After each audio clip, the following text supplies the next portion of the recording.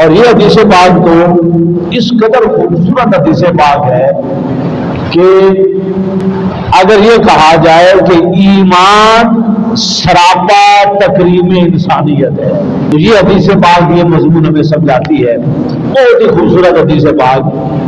عن ابی ہریرہ قال قال رسول اللہ صلی اللہ علیہ وسلم، حضرت ابو ہریرہ فرماتے ہیں کہ آقا علیہ الصلوۃ والسلام نے فرمایا من کان یؤمن باللہ والیوم الآخر. اب کلمات سنیے غور سے. آقا نے یہ کہا کہ جو اللہ پر اور آخرت پر ایمان رکھتا ہے فلا یؤذی جارہ، وہ پڑوسی کو تکلیف نہ پہنچائے. تو تم میں سے جو اللہ پر اور یوم آخرت پر ایمان رکھتا ہے وہ پڑوسی کو تکلیف نہ دے. اور پھر فرمایا دوبارہ دوہرا کر ومن کان یؤمن باللہ والیوم الآخر، اور تم میں سے جو اللہ پر اور یوم آخرت پر ایمان رکھتا ہے فلیکرم ضیفہ، وہ مہمان کی عزت افزائی کرے. اب دیکھیں ایمان اللہ کے ساتھ اور آخرت کے ساتھ حضور کس شے کا ذکر کر رہے ہیں کہ مہمان کی مہمان نوازی کرنا. جو یہ کام کرے سمجھ لو اسے اللہ پر ایمان ہے اور اس کا آخرت پر بھی ایمان ہے. تو تکریم انسانیت کو حضور نے کس کے ساتھ جوڑا؟ ایمان کے ساتھ، اللہ پر اور آخرت پر. اور تیسرا فرمایا پھر جملہ یہی جملہ فرمایا ومن کان یؤمن باللہ والیوم الآخر، جو تم میں سے اللہ پر اور آخرت پر ایمان رکھتا ہے فلیقل خیرا، وہ بہترین بات کرے، او لیصمت، یا خاموش ہو جائے. اب اس میں بھی دیکھ لیں، مجھے بتائیں بہترین بات کرے گا تو کس سے کرے گا؟ بندے سے کرے گا. یعنی اسے برا بلا نہ کہے، اس کی بے عزتی نہ کرے، اسے تکلیف نہ پہنچائے، اچھی بات کرے.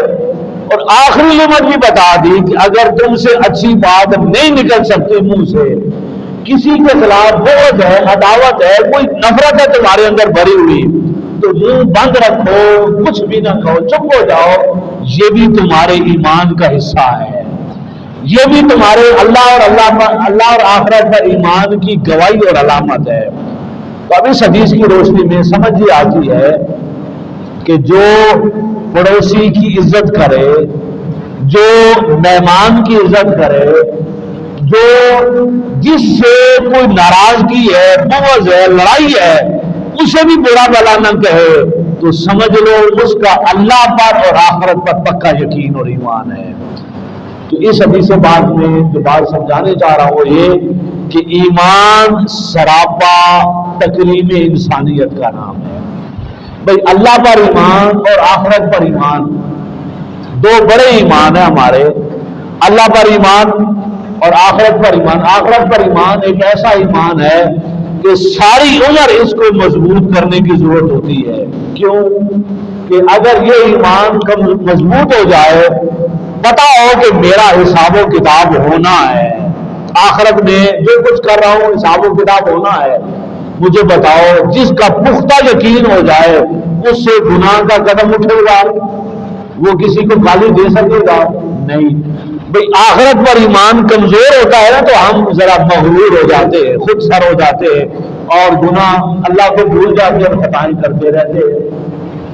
تو آقا نے فرمایا اس حدیث کا یوں معنی بھی کر سکتے ہیں کہ جو چاہے کہ اس کا آخرت پر ایمان مضبوط ہو جائے، جو یہ چاہے کہ اس کا اللہ پر ایمان مضبوط ہو جائے، وہ کیا کرے؟ وہ یہ تین کام کرے. وہ کسی پڑوسی کو تکلیف نہ دے، مہمان آئے تو اس کی تکلیف کرے، اور اچھی بات کہے، اور اگر اچھی بات نہیں کہہ سکتا تو وہ خاموش رہے. ان تینوں کاموں میں نہ نماز کا حکم، نہ روزے کا حکم، نہ حج کا حکم، نہ زکوٰۃ کا حکم، نہ جہاد کا حکم، بندے کی عزت و تکریم کرنے کا حکم ہے. اور دور نے اس کا صلہ پر ایمان اور آخرت پر ایمان بتایا ہے. تو پتہ چلا تکریم انسانیت سراپا ایمان ہے۔ معزز ناظرین، آپ دیکھ رہے ہیں چینل دی لائٹ 92۔ سبسکرائب کیجئے اور بیل آئیکن کو پریس کیجئے تاکہ ہر نئی آنے والی ویڈیو آپ کو بر وقت موصول ہو سکے۔